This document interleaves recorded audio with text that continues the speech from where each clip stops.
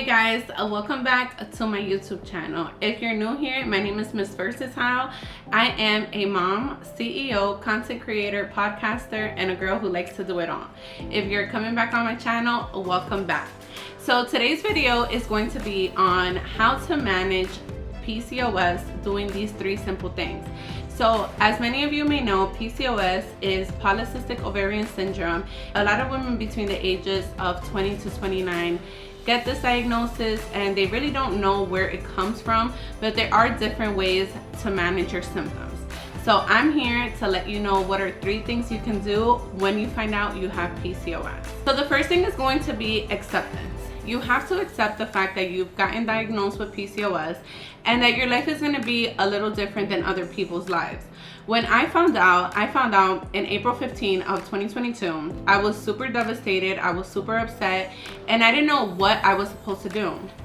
The doctor handed me a paper and was like, drink some coffee in the morning. Like, the diet was so surreal that I was like, there's no way that this is real. But as I continued to do more research, I started to surround myself with other women that had PCOS, and I started to become more comfortable in my own skin, and this also made me very aware of the different symptoms and the different PCOS types.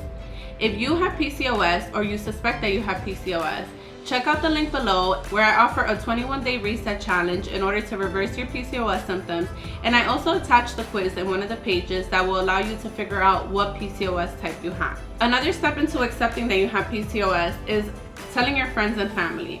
It could be very difficult for you to go out during the holidays, for you to celebrate with your family, especially while having PCOS, because some people might be rude and make different comments such as like, you're getting overweight, or why are you going to the gym and you're not losing any weight.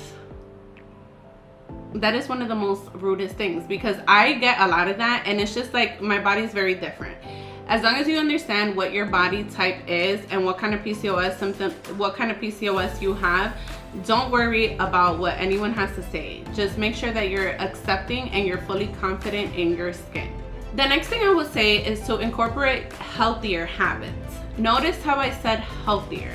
You don't want to force yourself to be super healthy, like, oh my God, every single day I have to eat a salad. No, you want to incorporate healthier habits. So one of the things that I like to do ever since I found out I have PCOS is journal. Journaling and going to yoga has really helped me relieve some of my PCOS symptoms, because I'm less in a stress zone than I normally. I feel less stressed when I journal and when I do yoga compared to the times that I just kind of go by with my symptoms.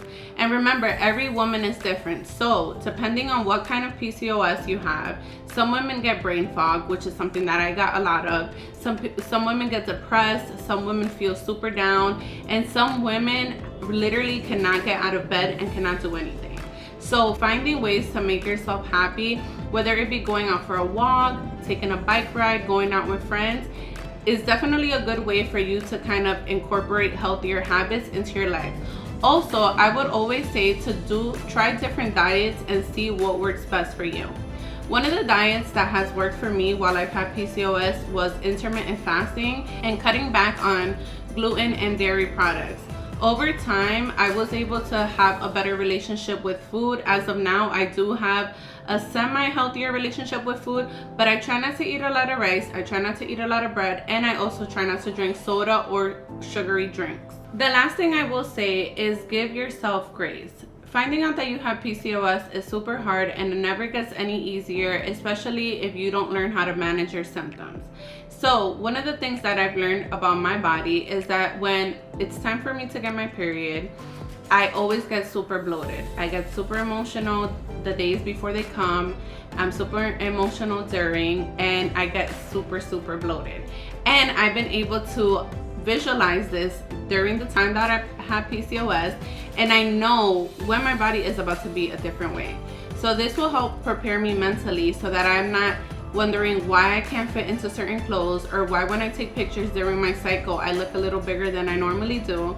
And it just kind of helps create a safer environment for me mentally and physically, because I already know the stages and the phases that my body is going through. So if you're struggling with PCOS, make sure to check out the link below for my 21-day reset challenge that will allow you to figure out what kind of exercises you're able to do when you have PCOS, what kind of diets you should try, and other different resources that will help you reverse your PCOS symptoms. And if you're a PCOS girly who loves to work out, make sure to subscribe to my channel because I have a lot more workouts for you guys coming up and a lot more vlogs related to PCOS. Thank you guys so much for tuning into my channel. I will see you guys on the next one.